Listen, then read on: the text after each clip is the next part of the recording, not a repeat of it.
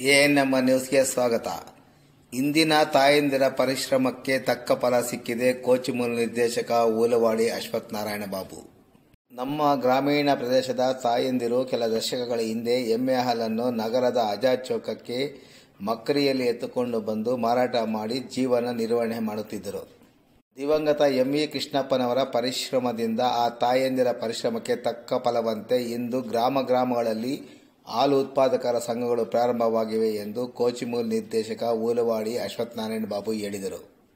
ಅವರು ನಗರದ 31ನೇ ವಾರ್ಡಿನ ತಿಮ್ಮಸಂದ್ರ ಹಾಲು ಉತ್ಪಾದಕರ ಸಹಕಾರ ಸಂಘದ ಮೇಲಂತಸ್ತಿನ ಕಟ್ಟಡ ಉದ್ಘಾಟನೆ ಮತ್ತು ಕೋನಪಲ್ಲಿ ಗ್ರಾಮದಲ್ಲಿ ನೂತನ ಸಂಘದ ಉದ್ಘಾಟನೆ ನೆರವೇರಿಸಿ ಮಾತನಾಡುತ್ತಿದ್ದರು. ದಿವಂಗತ ಎಂವಿ ಕೃಷ್ಣಪ್ಪನವರ ಶ್ರಮ ವಹಿಸಿದ್ದರಿಂದ 1987ರಲ್ಲಿ ರಾಜ್ಯ ಹಾಲು ಒಕ್ಕೂಟದಿಂದ ಬಿಡುಗಡೆಯಾದ ಮೇಲೆ ಮಾಜಿ ಸಚಿವ ಚೌಡರೆಡ್ಡಿಯವರು ತಾಲೂಕಿನಲ್ಲಿ ಬೃಹತ್ತಾಕಾರವಾಗಿ ಬೆಳೆಯಲು ಕಾರಣರಾದರು ಎಂದರು. ಚೌಡರೆಡ್ಡಿಯವರ ಪ್ರಯತ್ನ ಮಾಡದೇ ಇದ್ದರೆ ತಾಲೂಕಿನಲ್ಲಿ ಇಂದು 237 ಸಂಘಗಳು ಪ್ರಾರಂಭವಾಗುತ್ತಿರಲಿಲ್ಲ. ಕಾರಣ ಆಗ ಏನು ಹಾಲು ಉತ್ಪಾದನೆ ವ್ಯವಸ್ಥಿತವಾಗಿ ಮಾಡುವ ಉದ್ದೇಶದಿಂದ ಕೂಲ್ ಮಾಡಿ ಕಳಿಸಬೇಕಾದರೆ ಹಾಲು ಶೀತಲ ಕೇಂದ್ರವನ್ನು ಮಾಡಬೇಕು ಎಂದು ಮನಗಂಡು ಅದರ ಪ್ರಯತ್ನ ಮಾಡಿ ತಾಲೂಕಿನಲ್ಲಿ ಮಾಡಿದ ಪರಿಣಾಮ ಇಂದು 1 ಲಕ್ಷ ಲೀಟರ್ ಹಾಲು ಉತ್ಪಾದನೆಗೆ ಕಾರಣವಾಗಿದೆ ಎಂದರು. ಹೈನುಗಾರಿಕೆ ಮಾಡುವ ರೈತರು ಡೈರಿಗಳಿಗೆ ಗುಣಮಟ್ಟದ ಹಾಗೂ ಮೌಲ್ಯದ ಹಾಲು ಸರಬರಾಜು ಮಾಡುವಂತೆ ಕೋರಿದ ಅವರು ಹಾಲಿಗೆ ಉಪ್ಪು, ಯೂರಿಯಾ, ಸಕ್ಕರೆ ಮಿಕ್ಸ್ ಮಾಡಿಕೊಂಡು ಹಾಕಬೇಡಿ ಎಂದು ಮನವಿ ಮಾಡಿದರು.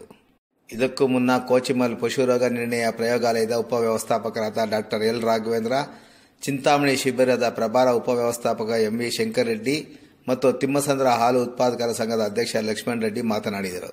ಸಮಾರಂಭದಲ್ಲಿ ನಗರಸಭಾ ಸದಸ್ಯ ಟಿವಿ ರಾಮಮೂರ್ತಿ, ಕಾರ್ಯನಿರ್ವಹಣಾಧಿಕಾರಿ ನಾರಾಯಣಸ್ವಾಮಿ, ವಿಸ್ತರಣಾಧಿಕಾರಿ ನಾರಾಯಣಸ್ವಾಮಿ, ಚಿಕ್ಕಬಳ್ಳಾಪುರ ಹಾಲು ಉತ್ಪಾದಕರ ಸಹಕಾರ ಸಂಘಗಳ ನೌಕರರ ಸಂಘದ ಕಾರ್ಯಾಧ್ಯಕ್ಷ ಕೆಂಪರೆಡ್ಡಿ, ಮುಖಂಡರಾದ ಕೋನಪಲ್ಲಿ ಶಿವಾರೆಡ್ಡಿ, ಮಾಜಿ ನಗರಸಭಾ ಉಪಾಧ್ಯಕ್ಷ ಚೌಡರೆಡ್ಡಿ, ಧರ್ಮಸ್ಥಳ ಗ್ರಾಮಾಭಿವೃದ್ಧಿ ಯೋಜನಾಧಿಕಾರಿ ಚಂದ್ರಶೇಖರ್ ಸೇರಿದಂತೆ ತಿಮ್ಮಸಂದ್ರ ಮತ್ತು ಕೋನಪಲ್ಲಿ ಗ್ರಾಮದ ಮುಖಂಡರು, ಗ್ರಾಮಸ್ಥರು ಮತ್ತು ರೈತರು ಕಾರ್ಯಕ್ರಮದಲ್ಲಿ ಹಾಜರಿದ್ದರು. ಎಎನ್ಎಂ ನ್ಯೂಸ್ಗಾಗಿ ಟಿಪ್ಪು ನಗರ ಇಮ್ರಾನ್ ಪಾಷಾ, ಚಿಂತಾಮಣಿ. ಇವತ್ತು ನಿರಂತರವಾಗಿ ರೈತರಿಗೆ ತಮ್ಮ ಸಂಘದಲ್ಲಿ ಸಿಕ್ಕುವಂತ ಒಂದು ಪರಿಸ್ಥಿತಿ ಬೇಕು.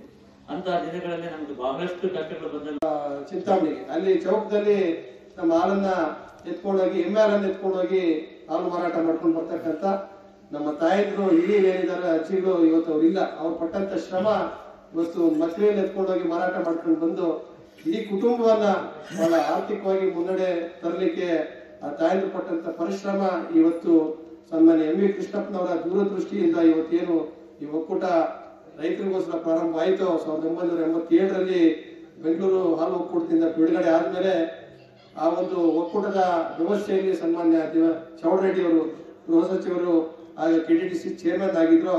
ಇಷ್ಟು ಬೃಹದಾಕಾರವಾಗಿ ಒಂದು ವ್ಯವಸ್ಥೆ ಬೆಳಲಿಕ್ಕೆ ಅವರು ಮುಖ್ಯ ಕಾರಣ ಎಂವಿ ಕೃಷ್ಣಪ್ಪನವರ ಸರಿಸಮಾನರು ಕೂಡ ಸನ್ಮಾನ್ಯ ಚೌಡರೆಡ್ಡಿ ಅವರು. ನಿಜವಾಗ್ಲು ಅವರು ಅವನ ದುರದೃಷ್ಟಿಯಿಂದ ಇವತ್ತು ಏನಾದ್ರೂ ಅವರು ಪ್ರಯತ್ನ ಮಾಡದೇ ಇದ್ದಿದ್ರೆ ಇವತ್ತು ನಮ್ಮ ತಾಲೂಕಿನಲ್ಲಿ ಇವತ್ತು ಇಷ್ಟು ದೊಡ್ಡ ಮಟ್ಟದಲ್ಲಿ 237 ಸಂಘಗಳು ಪ್ರಾರಂಭ ಆಗಲಿಕ್ಕೆ ಸಾಧ್ಯ ಇದೆ. ಕಾರಣ ಆಗ ಏನು ನಮ್ಮ ಹಾಲು ಉತ್ಪಾದನೆ ಆಗ್ತಾ ಇತ್ತು ಅದನ್ನ ವ್ಯವಸ್ಥಿತವಾಗಿ ಮಾಡಬೇಕು ಅನ್ನೋ ಉದ್ದೇಶದಿಂದ ಹಾಲು ನಾವೇನು ಕೊಳ್ತೀವೋ ಅದನ್ನ ಚಿಲ್ಗಡೆ ಮಾಡಿ ಅಂದ್ರೆ ಕೂಲ್ ಮಾಡಿ ಅದನ್ನ ಬೇರೆ ಕಡೆಗೆ ಕಳಿಸ್ಬೇಕಾದ್ರೆ ಅದಕ್ಕೆ ವ್ಯವಸ್ಥೆ ಬೇಕಿತ್ತು. ಹಿಂದೆ ನೀವು ತಾಲೂಕ್ ಸೊಸೈಟಿ ಎದುರುಗಡೆ ನೀವು ನೋಡಿರ್ಬೋದು, ಒಂದು ದೊಡ್ಡ ಒಂದು ಇದಿತ್ತು, ಚಿಲ್ಲಿಂಗ್ ವ್ಯವಸ್ಥೆ ಇತ್ತು. ಅದನ್ನ ಮನಗಂಡ ಅವರು ಹಂತವಾಗಿ ಅದನ್ನ ಪ್ರಯತ್ನ ಮಾಡಿ ಇವತ್ತು ನಮ್ಮ ತಾಲೂಕಿನಲ್ಲಿ ಏನು ಇವತ್ತು ಚಿಲ್ಲಿಂಗ್ ಸೆಂಟರ್ ಇದೆಯೋ ಅದಕ್ಕೆ ಸ್ಥಾಪಕರು ನಿಜವಾಗ್ಲೂ ಅವ್ರು ಇವತ್ತು ಇದ್ದಾಗಿದ್ರೆ ನಾವು ನಮ್ಮ ಹಾಲನ್ನ ಇಷ್ಟು ದೊಡ್ಡ ಮಟ್ಟದಲ್ಲಿ 1,30,000 ಲೀಟರ್ ಉತ್ಪಾದನೆ ಮಾಡ್ಬೇಕಂದ್ರೆ ತುಂಬಾ ಕಷ್ಟ ಆಗ್ತಾ ಇತ್ತು. ಅವರ ದೂರದೃಷ್ಟಿಯಿಂದ ಇವತ್ತು ತಾಲೂಕಲ್ಲಿ ನಾವು ಏನು ಇಲ್ಲಿ ಬೆಳಗ್ಗೆ 6 ಗಂಟೆಗೆ ಅಳತೆ ಮಾಡಿದ್ರೆ ಅದನ್ನ 6:30ಗೆ ನಮ್ಮ ಚಿಲ್ಲಿಂಗ್ ಸೆಂಟರ್ ಇರ್ತದೆ. ಆದ್ರೆ ಹಾಲು ಕೆಡೋದಿಲ್ಲ, ಹಾಲು ಒಳ್ಳೆ ಗುಣಮಟ್ಟದ ಹಾಲು ಸಿಗ್ತದೆ ಅಂತ. ಅದಕ್ಕೆ ನಮ್ಮ ಅಶೋಕ್ ಅವರ ಹೇಳಿಕೆ ಏನು ಅಂದ್ರೆ, ನೀವು ಏನ್ ಹಾಲು ಕೊಡ್ತೀರೋ ಅದರ ಗುಣಮಟ್ಟದ ಹಾಲನ್ನು ಕೊಡಿ, ಮೌಲ್ಯಯುತ ಹಾಲನ್ನು ಕೊಡಿ. ಹಣದ ಆಸೆಗೆ ಇವತ್ತು 1 ಲೀಟರ್ಗೆ ಅದಕ್ಕೆ ಇನ್ನೊಂದು 1/4 ಲೀಟರ್ ನೀರು ಮಿಕ್ಸ್ ಮಾಡಿ, ಉಪ್ಪು ಮಿಕ್ಸ್ ಮಾಡಿ, ಅದಕ್ಕೆ ಸಕ್ಕರೆ ಮಿಕ್ಸ್ ಮಾಡಿ, ಯೂರಿಯಾ ಮಿಕ್ಸ್ ಮಾಡಿ ಕೊಡಬೇಡಿ.